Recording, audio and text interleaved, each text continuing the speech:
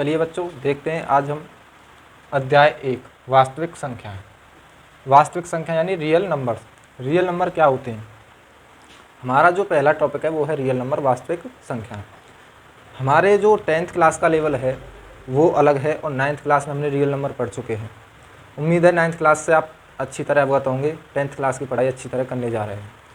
अब बात I real number, वास्तविक संख्या है। तो इसमें एक प्रमेय दी हुई है आपकी 10th क्लास में, जिस प्रमेय का नाम है एल्गोरिथम विधि, यूक्लिड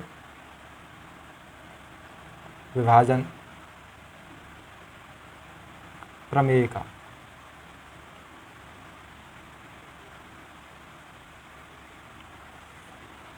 आखिरकार यूक्लिड विभाजन प्रमेय का है क्या?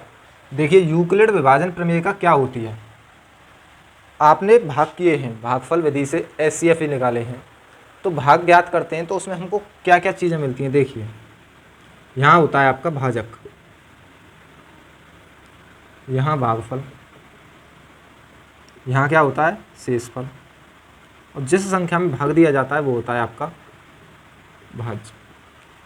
हम कह सकते हैं कि यदि हमको भाज्य निकालना है, तो यहाँ से भाज्य जैसे आप निकालोगे तो एक फॉर्मूला होता है भाज्य निकालने का कि इसकी गुणा तो आप भागफल में कर देंगे और इसको क्या कर देंगे, शेषफल को आप प्लस। भाज्य अगर आपको निकालना है तो भाजक गुणा भागफल प्लस शेषफल। उम्मीद है ये बात आपको अच्छी तरह समझ में आई होगी। अगर आपको भाज्य निकालना है तो भाजक की गुणा भागफल में करके शेषफल आपको जोड़ देना है। जो भाज्य दिया हुआ है इसे आप ए से डिनोट कीजिए। किससे? ए से। भागफल को बोलते हैं कोशिएंट, इसको आप क्यू से डिनोट कीजिए। शेषफल रिमाइंडर होता है यानी आर से, और जो भाजक होता है इसे आप हम डिनोट करेंगे बी से। तो हम कह सकते हैं भाज्य होता है ए बराबर भाजक बी गुणा भागफल क्यू प्लस शेषफल क्या है आपका आर। तो ए बराबर बी क्यू प्लस आर, यही आपकी कौन सी विधि होती है? यूक्लिड विभाजन प्रमेय का की विधि होती है।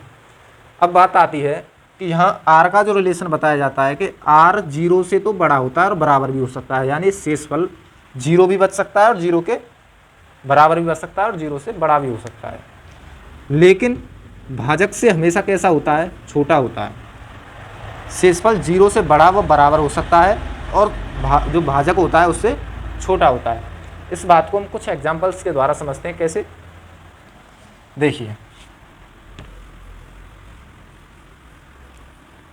हमने लिखा कि जो शेषफल है वो 0 के बराबर भी है और बड़ा भी है, लेकिन भाजक से हमेशा कैसा होता है? छोटा। देखिए कैसे? 2 से मान के चलिए हम 17 में भाग देते हैं तो 2 अट्ठे 16, 7 में से 6 गया 1, शेषफल क्या बचा? 1।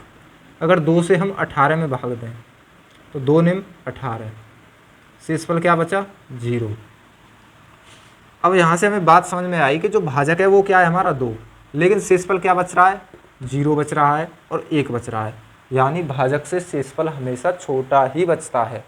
हम कह सकते हैं जो शेषफल है वो भाजक से कैसा बचता है? छोटा है।